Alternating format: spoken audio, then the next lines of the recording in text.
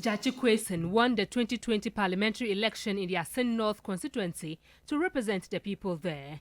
But in November 2020, a group called the Concerned Citizens of Asin North petitioned the Electoral Commission in the Central Region to revoke his candidacy, arguing that he owed allegiance to Canada.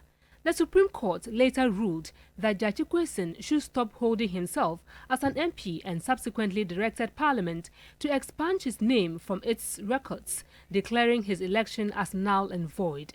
In the heat of the campaign in Asin North for the by-election, President Akufo-Addo asked the people if they wanted to elect a member who could be jailed. This did not sit well with many, particularly the NDC.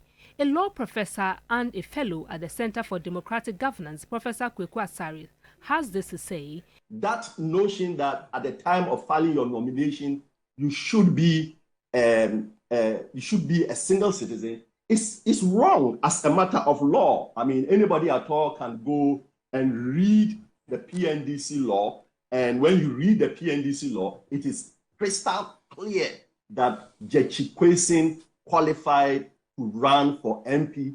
And in fact, the Electoral Commission itself is the one that wrote those regulations. They said he qualified. The Speaker of Parliament at a courtesy call on the management of Media General said it is sad that Jachi Kwesen is still being pursued to be prosecuted when others with similar offence are left off the hook. We just elected a fresh MP, and I have to go and swear him in to start his work, in spite of the fact that the same thing I complain about is still happening.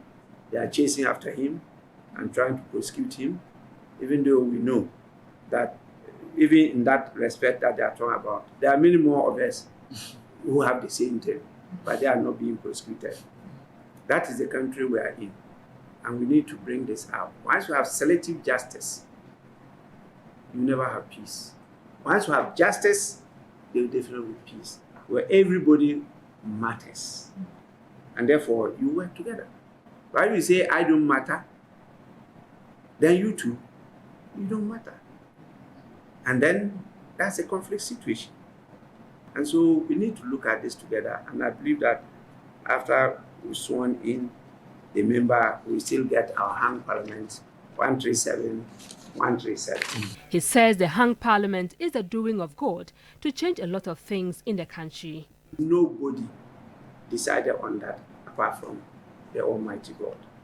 And the only independent member comes from the party in government and says he's independent. And the speaker, who is impartial, comes from the party who is in opposition. Who has decided this? Is it any of us? It's God. And there's good reason why God decided it. That this is the opportune time for us to change things. Things that the earlier parliaments were struggling to do because of mob action, majoritarian system, where you have many MPs from one party and behind pushing whoever is their speaker, and the presidents adding their weight to it. The speakers definitely are human.